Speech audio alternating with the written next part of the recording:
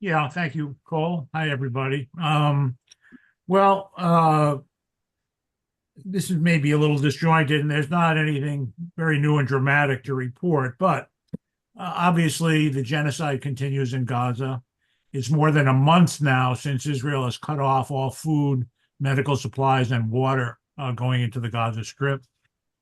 It continues to bomb every day and continues to occupy more and more territory within Gaza and chasing the really unfortunate civilian population of Gaza from one end to another. Hundreds of thousands of people are on orders to move out of the way of the Israeli invaders. Um, for many of them, it's, a dozen times they've had to move in the last year and a half. And of course, moving from one intolerable living circumstance to another, uh, living in tents and so on. There are some reports of renewed or ongoing negotiations, if we can call them that, for some kind of ceasefire in Gaza. Uh, Basically, Israel, of course, has reneged on the previous agreements that it signed and is now demanding release of all the remaining prisoners in Gaza without any commitment to end the attacks on Gaza and to leave the Gaza Strip. In fact, they are, you know, hunkering down for a long-term occupation of a substantial part of the Gaza Strip along the border and in various corridors dividing the strip from east to west and in Rafah along the border with Egypt. Um, Hamas has not agreed to the new proposals, in part because Israel refuses any commitment to end the war on Gaza and end the genocide. And the only leverage that the Gazans have is the retention of some Israeli prisoners, some remaining Israeli prisoners. Israel's idea is to get back as many of the prisoners as possible and then to renew its genocide and probably ethnic cleansing of the remaining civilian population in Gaza. And again, a reminder that Israel never abides by agreements it makes or orders from the UN when it's inconvenient for their strategic policies. And that's been the history, and everybody who neighbors Israel understands that. So, unless there is some international pressure, which is hard to see, given the U.S. veto in the UN, uh, it's not likely that there's going to be any agreement to end the Israeli occupation and end the bombardment of Gaza. There are negotiations going on with Iran now to renew some kind of agreement around its nuclear program. And of course, no one can trust what the Trump administration will do, although its envoy to these negotiations is somewhat positive.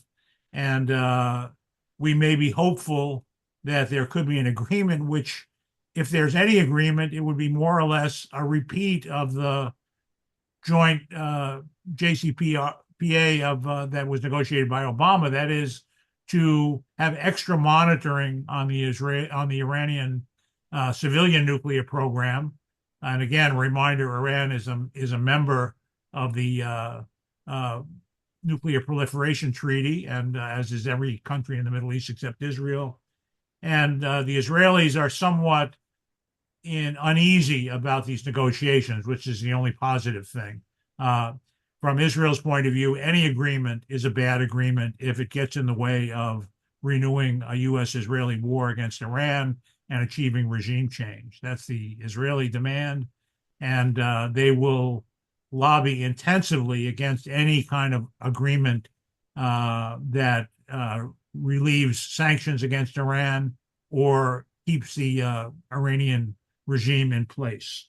Their aim is regime change and war only. And they are whipping up their supporters in Congress to oppose any meaningful negotiations. In Yemen, the U.S. illegal war against that country continues. There was a very good article in Mondo Weiss earlier today on the sort of legalities or illegalities of the U.S. war against Yemen, which I recommend people read.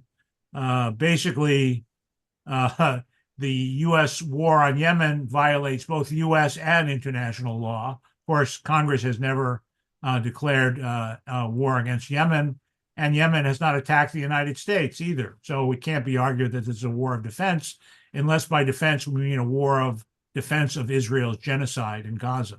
The Ansar Allah in Yemen is acting in accordance with international law to pressure Israel to stop its genocide. And they're the only country that is actively doing that in the Middle East.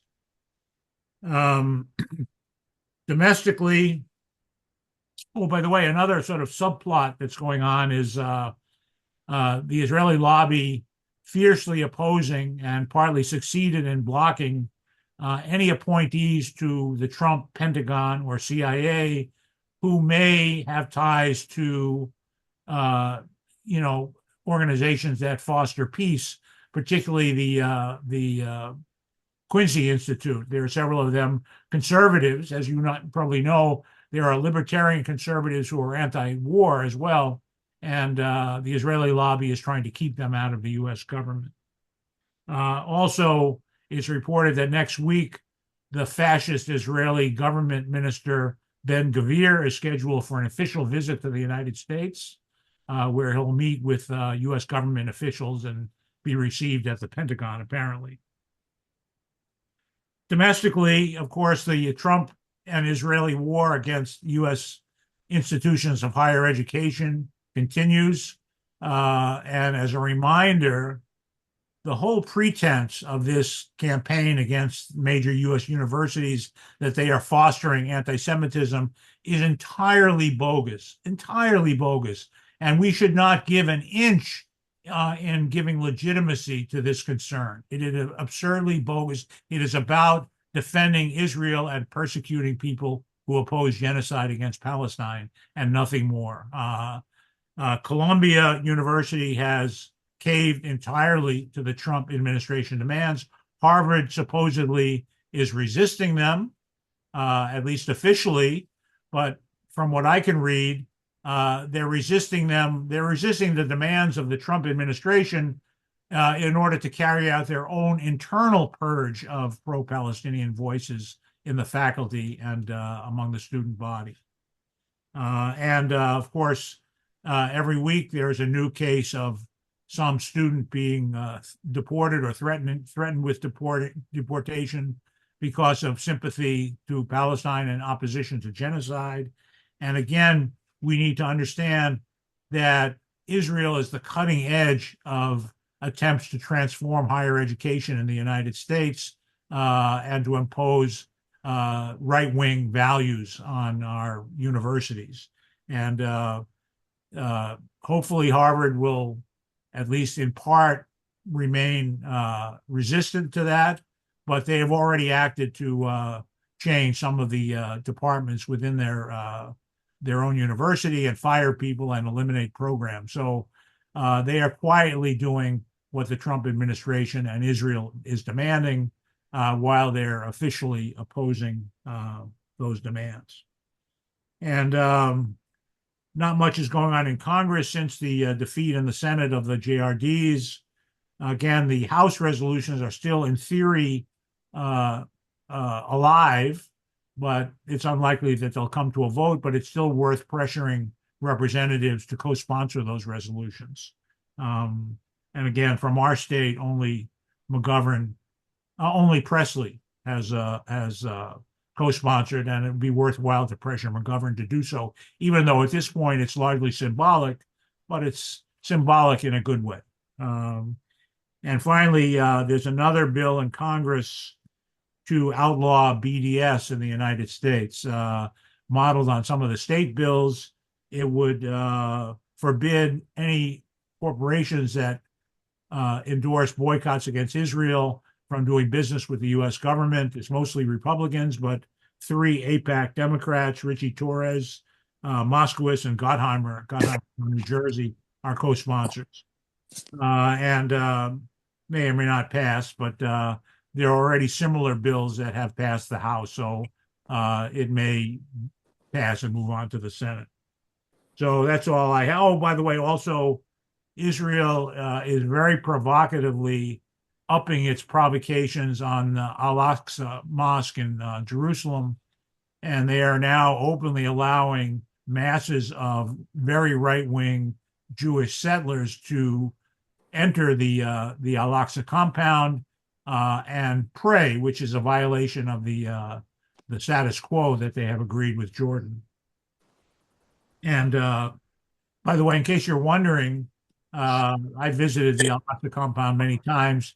There used to be a notice on the entrance that was allowed for non-Muslims that said truthfully that the Israeli chief rabbis forbid Jews from entering the Temple Mount because it's sacred ground, that part of which was only accessible to priests in ancient times. So the right-wing Zionists, religious Zionists that are doing this are violating the suggestions of their own chief rabbis.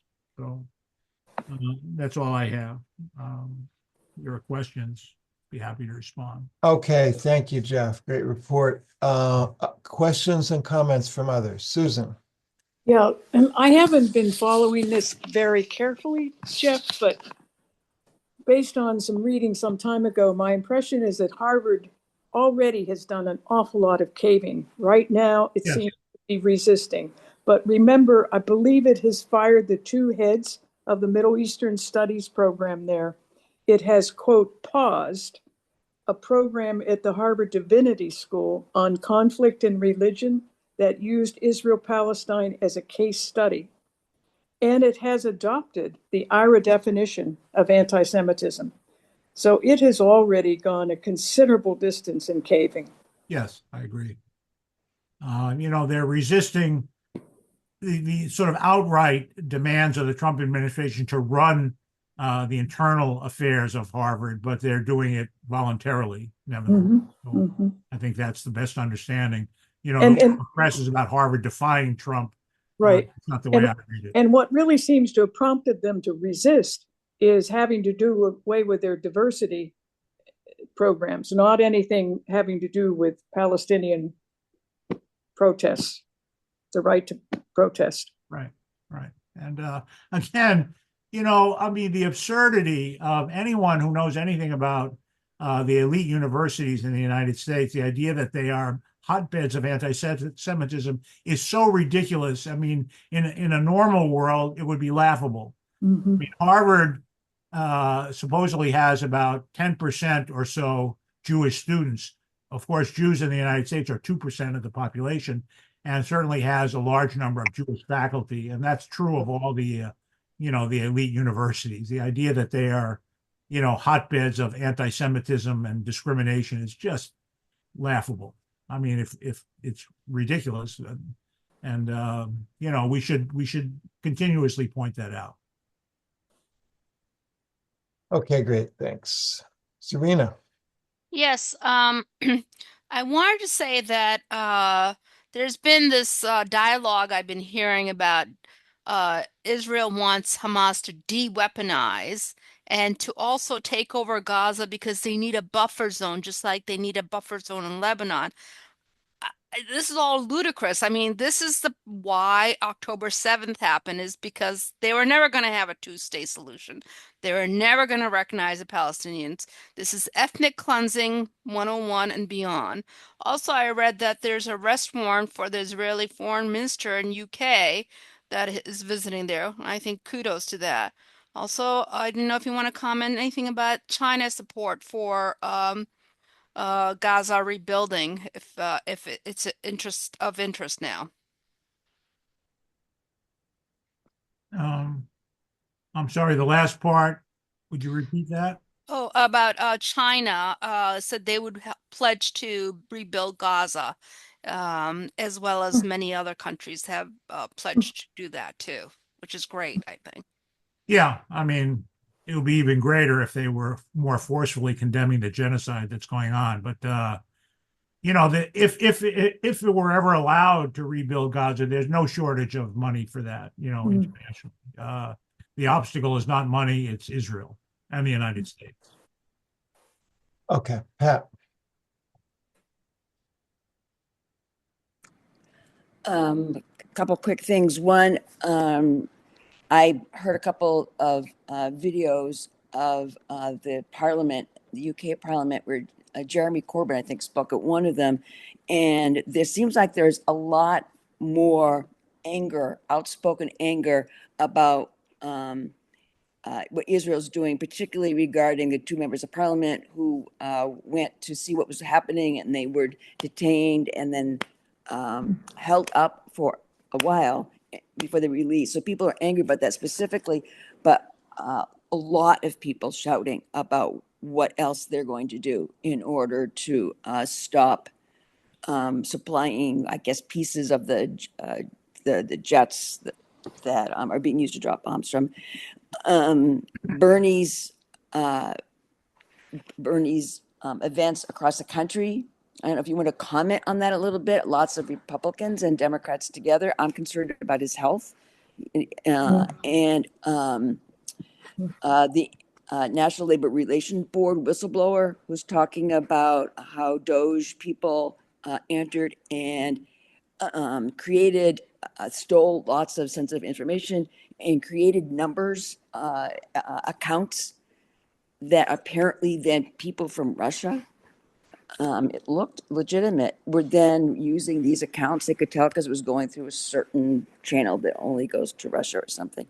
Anyway, I don't know if you have any more information about any of those things or any other countries where people finally are standing up in Europe or elsewhere. I obviously Netanyahu flying to the United States crossed the airspace of any number of European countries that supposedly are signatories to the ICC, and of course they gave him a pass to that. Something positive is that there is grassroots opposition to Israeli tourists around the world, particularly young ones who are clearly army reservists or veterans, but officials, are not being targeted, especially Netanyahu, it's just a sad, commentary on the state of international law in the U.S. and European lack of consistent support for it. The U.S. at least can claim we're not a signatory to the ICC, but most European countries are, and they give the Israelis a pass as well. I just want to add that Pat mentioned in the chat that McGovern did sign on to the JRDs. Actually, one of the four, as far as I can say, there are 4 House JRD resolutions, and he did sign onto one of them. And I'm not sure what the distinction is, but the other 3 was only Presley. Okay, thank you. One little detail that I could throw in is that hearing from FCNL Hassan yesterday, he did single out, I believe, 5 of the remaining JRDs as priorities, in the sense that he thought they would be a little bit easier to win votes for than the others, because those are the weapons that are being used against civilians, and also the Caterpillar tractors or excavating, I forget what they call it, machines that are being used for home demolitions. So I think he has 4 or 5 bill numbers that he urges us to lift up from the rest. This is the House, right, Cole? Well, I think the same logic applies. I actually am not quite sure whether he was speaking specifically about the Senate or the House, but I'll check into it in his email that he sent later.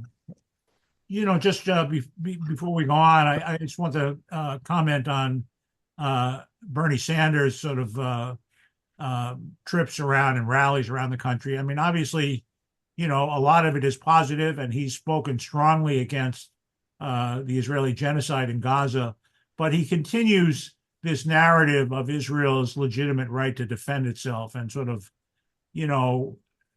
endorsing that idea that this started on October 7th and Israel is just going too far in its response to that. And, and that's a shame. I guess that's his understanding of it, but it's a very limited understanding to my mind. As much as we like a lot of what he does and says, he still has a long way to go on Palestine, frankly, on Israel and Palestine. Okay, Zarina. Yes, sorry, I forgot. 2 points came to my mind. One was at the Bernie Sanders rally, there was somebody that held up the Palestine flag and they got removed. Second is I've been reading France is supporting creation of a Palestinian state, and maybe in early as June or July. Do you know, do you have any comments on that? Yeah, I mean, they have not, all of the United States up until Trump anyway, and all of our European allies are on record supporting the idea of a Palestinian state. They're just not prepared to do anything meaningful to bring it about. And Macron was, severely attacked in Israel for just repeating what has been international policy for a generation, that supporting a Palestinian state, according to Israel, is a reward for terrorism. Mm-hmm. So there won't be a Palestinian state unless there's a big shift in the sort of international power regarding Israel and holding it accountable. There will When not. we say international, we mean US, really. Well, yeah. Yeah. Yeah. I mean, until there is meaningful pressure on Israel and threats and cutting off weapons, there won't be any Palestinian state. So it's arguing about something very hypothetical at this point. Okay, Paul.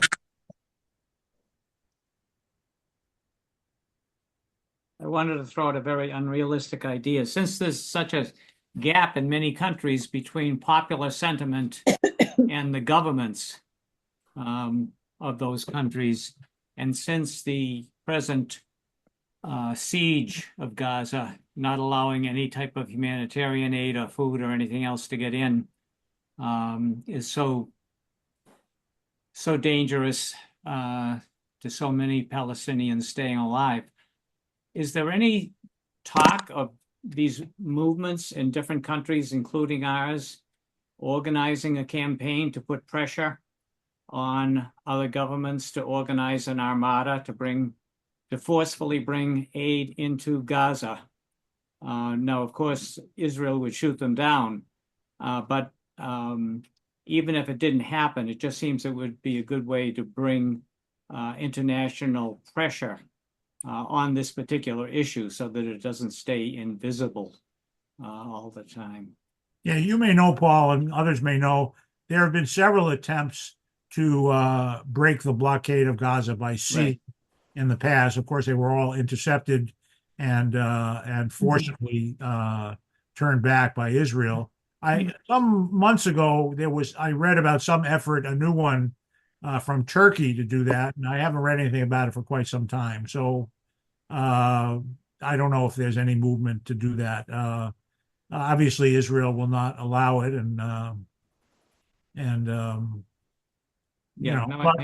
I understand that symbolic resistance is also means something as well. Yeah, but I'm talking about something of pressuring governments with militaries to actually organize an armada of boats and or planes just to deliver aid, to put pressure on these governments that refuse to do anything and are violating international law by not trying to stop genocide, which international law makes it absolutely essential that every government has the legal responsibility to do that.